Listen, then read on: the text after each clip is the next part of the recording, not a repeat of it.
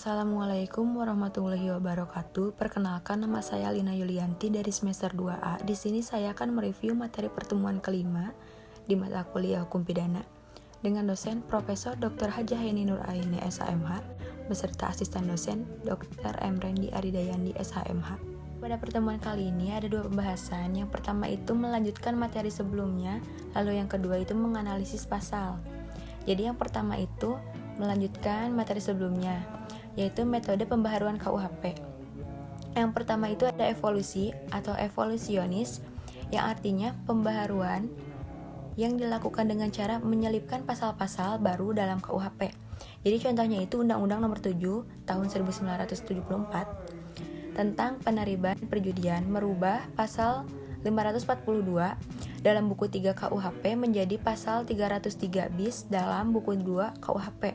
Sehingga konsekuensinya itu dengan berlakunya undang-undang tersebut, maka semua macam bentuk tindak pidana perjudian adalah merupakan tindak pidana kejahatan karena diatur dalam buku 2 KUHP dan sanksinya pidananya menjadi dinaikkan, diberatkan karena merupakan kejahatan.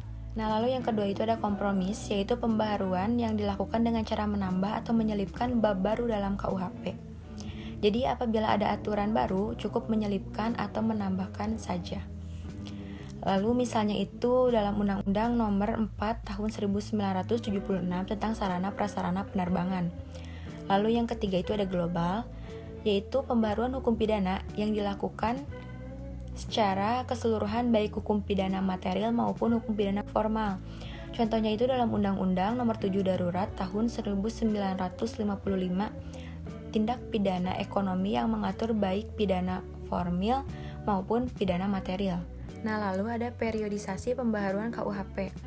Nah, jadi secara kronologis perubahan, pembaharuan, penambahan undang-undang hukum pidana telah dilakukan terhadap beberapa peraturan atau undang-undang. Yang diantaranya itu ada Undang-Undang Nomor 1 Tahun 1946 tentang peraturan hukum pidana. Lalu ada Undang-Undang Nomor 20 Tahun 1946 tentang hukuman tutupan dan undang-undang yang lainnya. Lalu di sini saya akan menganalisis pasal dalam KUHP dan RUU KUHP.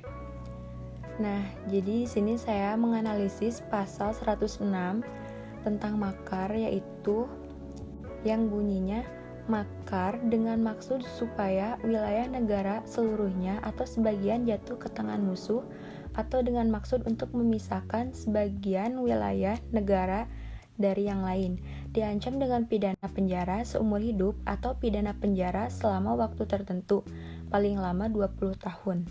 Nah, lalu sedangkan dalam RUU KUHP, dalam pasal 192, yang bunyinya itu setiap orang yang melakukan makar dengan maksud supaya sebagian atau seluruh wilayah negara kesatuan Republik Indonesia jatuh kepada kekuasaan asing atau untuk memisahkan diri dari negara kesatuan Republik Indonesia dipidana dengan pidana mati, pidana penjara seumur hidup atau pidana penjara paling lama 20 tahun.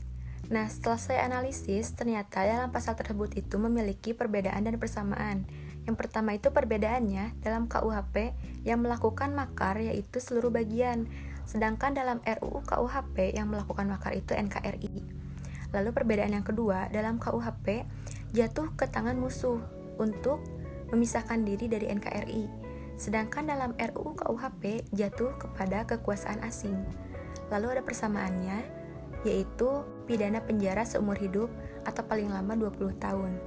Mungkin cukup sekian dari saya, mohon maaf bila ada kesalahan. Wassalamualaikum warahmatullahi wabarakatuh.